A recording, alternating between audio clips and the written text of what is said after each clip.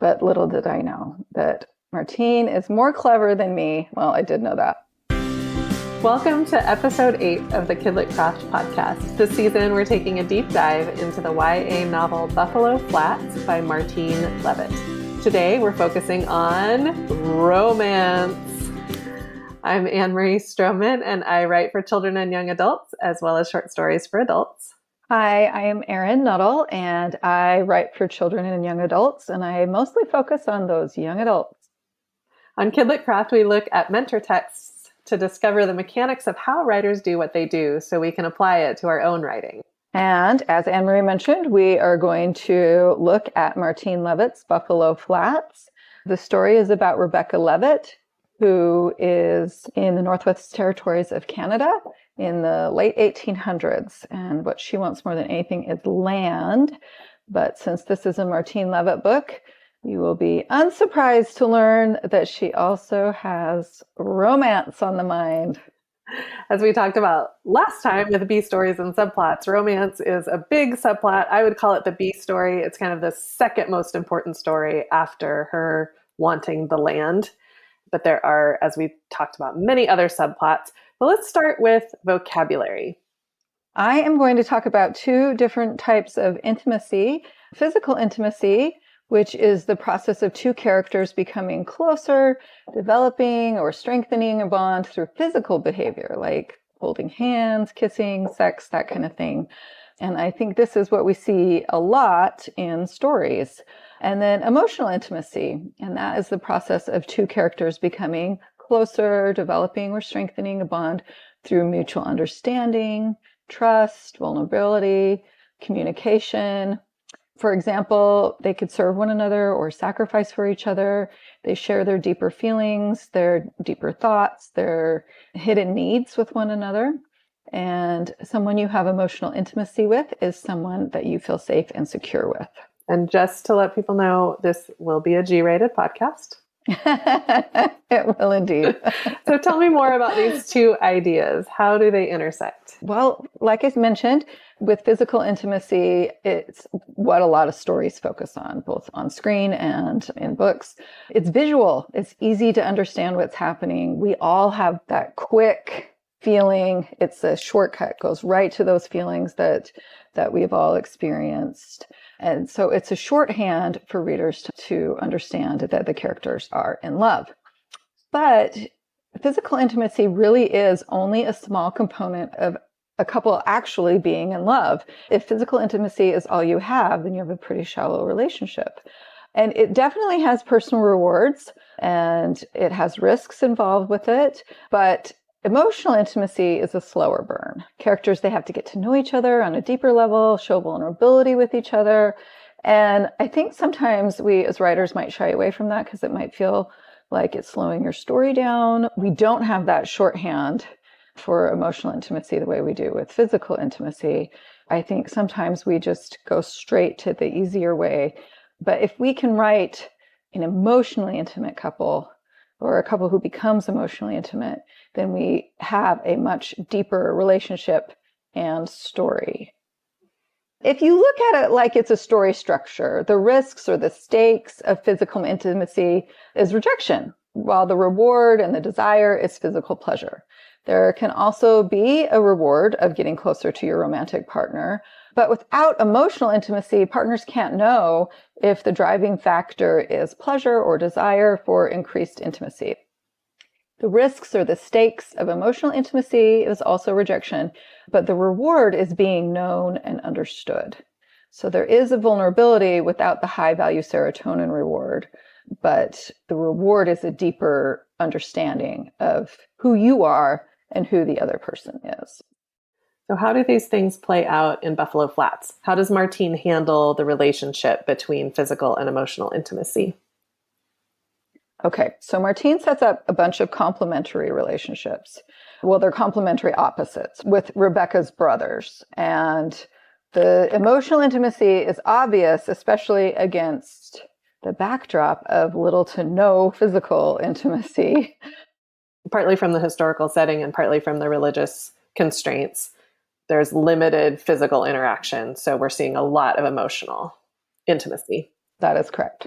So first of all, with Gideon and Philemon, Gideon is large and quiet, and Philemon is tiny and vivacious. And there's a quote about their emotional intimacy that we see right after we hear they're getting married, right before they do get married. He, meaning Gideon, behaved as if God had given him all his strength and muscle for no other reason than to attend to the happiness of his Philemon. She, in turn, refused to wield her power over him and thought only about how she might help him see that he was the best man in the world. So we have these two physically opposite characters. They're big and tiny and quiet and vivacious. And they come together and we see their emotional intimacy. Zach, her other brother, falls in love with Florence. And we find out that they're so different in the beginning that Rebecca thinks that Zach would never be interested in Florence, but she is wrong, as she sometimes is. and this is what we find out about Zach and Florence. When she was home, Rebecca watched Zach and Florence holding hands, walking across the field to their little home, as if walking were the most delightful way to occupy one's time. She could see how they gave each other little special attentions, understood much in a word or two, and knew when to tease and when to console, felt each other's little pains, and laughed when the other laughed, even when they hadn't heard the source of it. We see that they, too, have an emotional intimacy. And then we have Ammon and LaRue. And Ammon is her most annoying brother, and LaRue is her best friend. And she can't believe that they fell in love, but they did. And over time, she grows to understand why. She says, on the way home from church, nobody could speak of anything but the canal, except Ammon, who talked only of LaRue. Rebecca said, you know she's the most perfect of human beings. She is that, Ammon said, not even pretending to misunderstand her. You know you don't deserve her. I know it. Tell me you mean it. I mean it, Rebecca. I mean it forever. I'm going to marry her forever. And then she says, since LaRue started saying nice things about Ammon, Rebecca had begun to see him differently. She saw how he bore up under the teasing of his older brothers. She saw how he tried hard to rise to father's expectations. He went as often as he could, courting to LaRue now, though Sister Fletcher made sure the courting candle was the shortest she could find. When the candle went out, the courting was done for the evening. And this, I thought, was an endearing look at how those two loved each other and saw the best in each other and also helped others see the best in one another as well. Yeah. One thing that is nice about this as well is it intersects with Rebecca's desire to become a better person, because as LaRue sees the good in Ammon, then Rebecca starts to be able to see the good in Ammon as well. Mm-hmm. And then later, when she finds out that LaRue is pregnant pre-marriage, she has to also adjust her idea of what a good person looks like. And so she says, LaRue had broken a commandment. LaRue and her brother, her own upright brother and her own perfect best friend. Why, she had thought LaRue was so good. And now here she was, bad. But that wasn't right. Rebecca didn't know how, but she knew that wasn't right. If she knew one thing, she knew there was something singularly and profoundly loving and good in her friend. If she knew one thing in the whole world, it was that LaRue was good. Rebecca's mind sorted. Everything she had thought was good and right suddenly seemed like phonics, a set of rules someone had made up but didn't always apply. Mm-hmm. So we have those complementary opposites where her brothers and her new sisters-in-law are learning to love each other emotionally. We also see Rebecca learning to be more open with her ideas about what perfect looks like. So these are great examples. I do feel like you've been holding out a little bit on us because these are all secondary characters and they're things that Rebecca observes, they're things she learns from, but Rebecca has her own romance. So give us a peek into Rebecca and her romance. Rebecca has a crush on Levi, and she is also really good friends with Kobe. And I love how Martine introduces both Kobe and Levi at the church dance. The introduction sets forth the back and forth nature of Rebecca's thoughts and feelings about each one of them. So first, when we see Levi, Rebecca notes that he's the owner of Fine Horse Ranch. And we meet him as he is nearly, so we've heard of him, and then we meet him as he's nearly getting in a fight with the Cochran Cowboys, who are not part of their religious community, but who do enjoy a good dance. And then we meet Kobe. He comes into this argument between Levi and the Cochran Cowboys. And Rebecca describes him with a low, easy voice, having a friendly way. And he interrupts the argument and reminds everybody that they're there to dance and be neighborly. And he convinces Levi in his friendly way to concede. So the dance progresses, and Rebecca thinks that she was going to be asked by everyone but Levi, the very one she hoped to dance with. And so this sets up Rebecca's preference for Levi. So we see that she has this little bit of a crush on him. So eventually Levi asks her to dance, and it's a waltz, which is very scandalous, which I'm surprised it's so scandalous so late in the century, but I think that it took a while to make it all the way around the world and not be risque. This is what Rebecca says about it. She admired Levi for shocking the older ladies, and she felt brave and wicked all at once. And I have to say, what teenager doesn't want to feel brave and wicked? At the end of that dance of the waltz, she felt she needed to lean ever so slightly against the wall. Hearts aflutter, hearts aflutter. Yes. And I do like that because frequently we do talk about body parts that way, where we would say, her heart fluttered. But instead of that, because I'll tell you right now, Martine is against those body part shortcuts. So Martine instead has her lean against the wall. And you knew immediately that it was the same thing, but it was a more interesting and a different way to talk about it, right? So then Kobe asks her to dance a proper square dance. While she thinks that her family admires Kobe, to Rebecca, he seems just an ordinary young man. And as they danced, Rebecca couldn't help wishing for another thrilling waltz. So that is set up. Levi is exciting and thrilling, and Kobe is regular. But then, during a break, Kobe and Rebecca have a conversation. They're eating cookies and drinking punch. Rebecca asks Kobe, do you believe couples who marry were destined to be together? No, I can't say that I do. Why not? She asked. God has planned everything out so well. Why would he leave the most important thing to chance? He rubbed his chin. Well, but wouldn't it be worse to think you had no say over the most important thing? She thought about this a while she finished her cookie. It was true that she loved her say. A little bit of humor. She was still thinking about it when another waltz began, and Levi asked her to dance again. Okay, so here is where she should be super excited, right? Levi's asking her to dance again. But this is what Martine says. She had other questions she would have liked to discuss with Kobe, she thought, as Levi led her around the dance floor. So we're setting up the differences in these young men and Rebecca's feelings. And that is a deeper conversation that she has right there than she has had with Levi, which is mostly about the wild waltz and his horses. And so it's the very beginning of emotional intimacy for Kobe and Rebecca.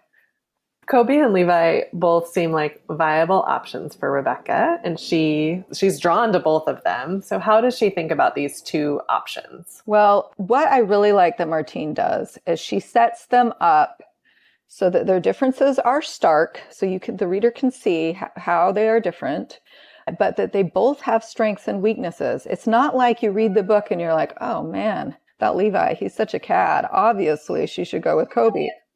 Or Kobe's so boring. Why would she ever want to go with him, right? She sets them up with their strengths and weaknesses. And, I like that because then I can think, oh, which one is she going to go for? They're both good options rather than recognizing right away who the jerk is. I found that they are so well balanced that I was really drawn to this Rebecca and Kobe. I was really drawn to the Rebecca and Levi. Like I could see the benefits. And I remember at the end feeling like, oh, this is the right choice. There's so many romances and love triangles like that don't work. So like take Little Women, for example. It makes logical sense for Joe to choose Professor Bear, but in our hearts, we all want Joe to fall for Lori. We want that relationship. So were there things that Martine did to help us get to the right answer along with Rebecca? Yeah, Martine frequently pits these two against one another. And you're right, it's really well balanced. But Rebecca often wants to hear Kobe's opinion or understand what he thinks about a topic. And that is a way that helps clue the reader in that they are developing an emotional intimacy that we can rely on. Let's look at the development of emotional intimacy or not between Levi and Rebecca and then Kobe and Rebecca. So for Levi and Rebecca, there's a box lunch social for the bachelors to bid on the lunches that the young women make. And Rebecca's gets ruined, but Levi bids $3, which is a huge amount of money for a box lunch, even though he already had bid on Radonna's lunch. And it makes him seem really heroic in her eyes. And I will admit, when I read that Rebecca's lunch was ruined, I kind of thought Kobe would come in and save the day. But little did I know that Martine is more clever than me. Well, I did know that. And she set it up for Levi to be the hero. So during their lunch, they have a conversation about something that's really vital to who Rebecca is. Rebecca loves nature. Rebecca loves the mountains. Rebecca loves the land where they live. And so Rebecca says, the mountains are like miracles. What? Those old things? Levi said. But she was sure he looked at them with the same love she did. And then she goes on, I know, sweet Rebecca. She goes on to talk about the miraculous nature of the land and how she'd like to keep it wild. And she shares this important piece of her with him. And Levi responds, it would be a shame to let such land go to waste. It could be counted a miracle what a man can do with such wilderness as this. And so we know that Rebecca wants her own land and she wants to leave it wild. And that is Levi's response when she tells him her dream. Wrong answer, Levi. Wrong answer. Wrong answer, but an understandable answer, right? You can see why somebody might think that. And in fact, that was the answer that Rebecca's brothers had when she talked to them about it. So Martine shows Rebecca and Levi sharing their beliefs about something that was really important. And Rebecca doesn't seem to, or chooses not to, recognize that they're different at this juncture.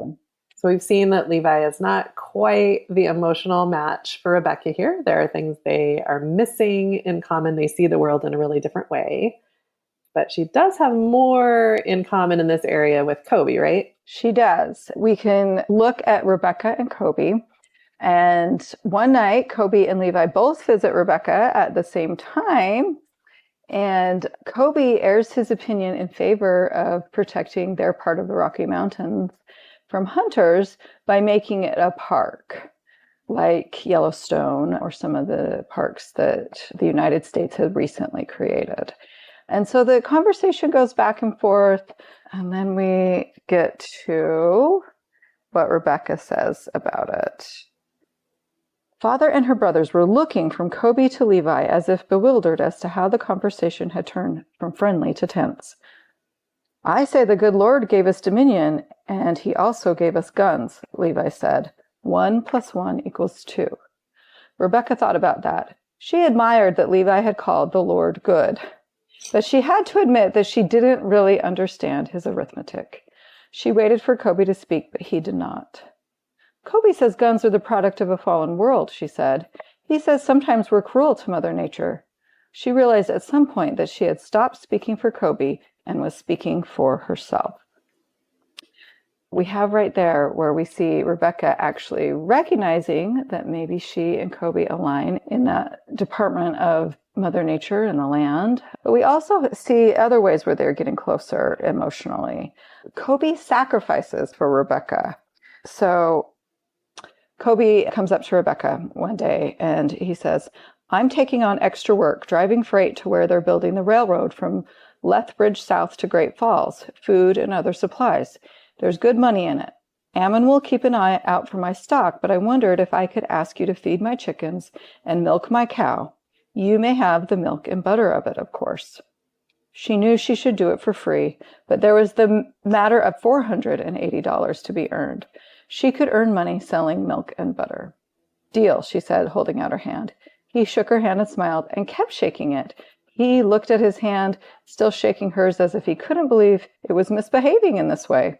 He pulled it away and she turned and left. She watched after him, wondering why he was doing all this extra work when he had his homestead to care for, but she supposed it was none of her business. So Kobe does this, which, is partially possibly for him to get a little extra money, but he is really making the sacrifice for Rebecca. So then we also see how smart Kobe is in a very practical way. There is a huge blizzard and they're worried about the cattle. And so everyone is trying to figure out how to save them.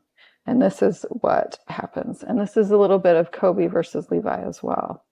Rebecca said, Levi is a man of solutions. You have an idea, don't you, Levi?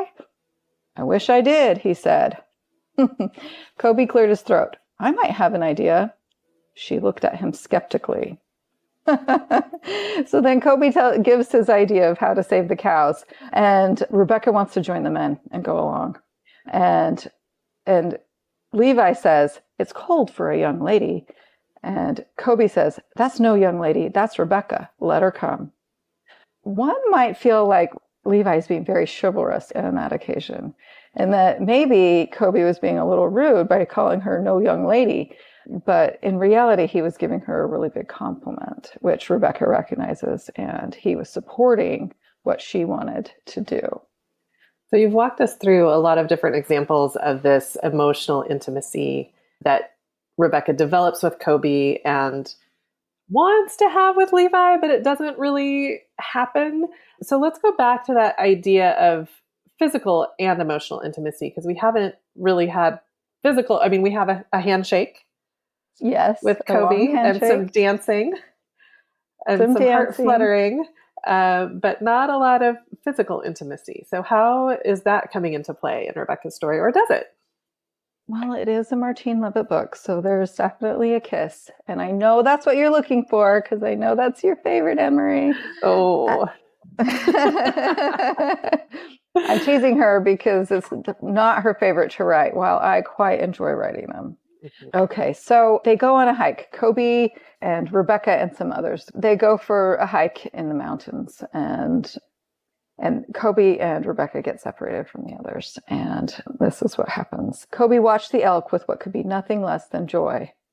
Yes, please, she said. He looked at her. I mean, to the kiss, yes, please. Because earlier he had asked if he could kiss her and she didn't say anything. Then his mouth was on hers, and right then and there she and Kobe invented kissing. He kissed her again, and she let him and let him. Whatever he wanted, the answer was yes. Her spine bloomed into flame until all that was left was light on bone. He stopped, trying to get his breath. Do it again, she said. Better not, he said. So it's such a romantic kiss, and also cute and funny. And this is toward the end of the book. And because we know that Rebecca and Kobe are emotionally linked and that they have this emotional relationship, it just makes the kiss that much more enjoyable. And I will say, I was a little surprised that Martine talked about a body part, because she's very much against them. The spine is at least an unusual body part, and she uses it metaphorically. Well, exactly, because this is, have you ever heard of that? No, you have not. So if you can write something in a way that you've never heard before, then I think it's okay. I think she'll give you a pass on the body parts. I love in that scene too how the personalities carry through in the kiss. Like, yes, it's heightened emotion, there's heightened physical reactions, and yet it's still Rebecca and it's still Kobe. And I think you mentioned the humor in it.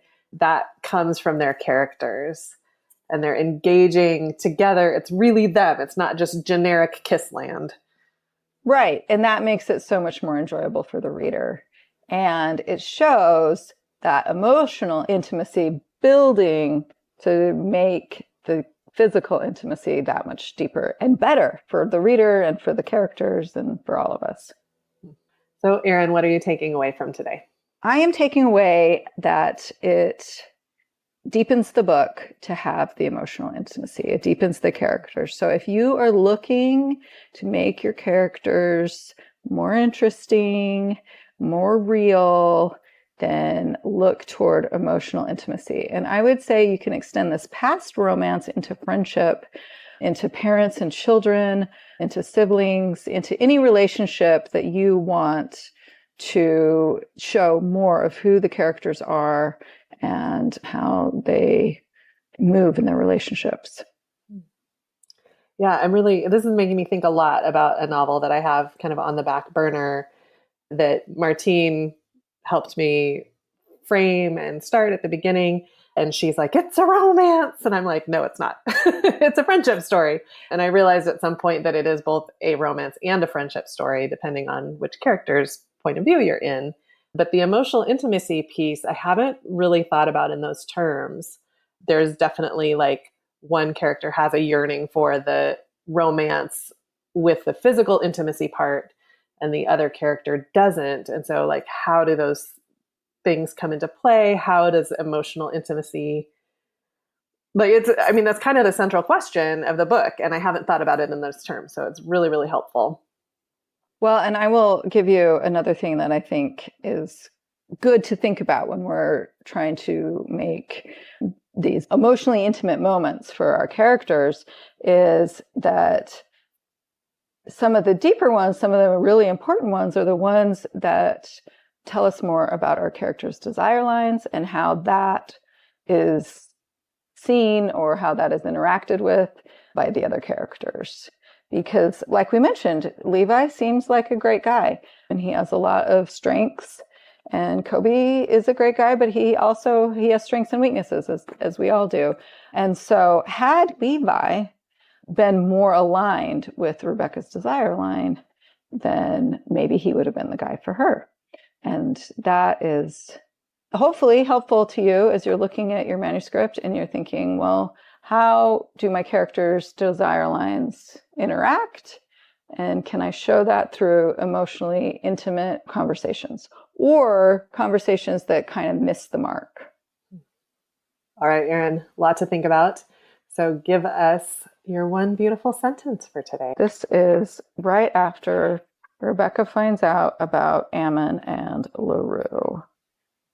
Rebecca danced round the maypole with her ribbon, and she thought of her LaRue, and all that goodness and badness was just such a ribbon thing, under and over, round and round, under, over, until it seemed all the good and bad in the world couldn't be told one from the other. What a beautiful image for a really complex feeling. I know. I'm so tempted to extend this episode and talk about why that sentence is so beautiful, but I will refrain. We are going to have a whole episode on metaphors and language, so you will get to talk about that. Don't worry. So that's it for today. If you're enjoying this podcast, you can find more content like this at kidlitcraft.com, and you can find us on social media at KidLit Craft.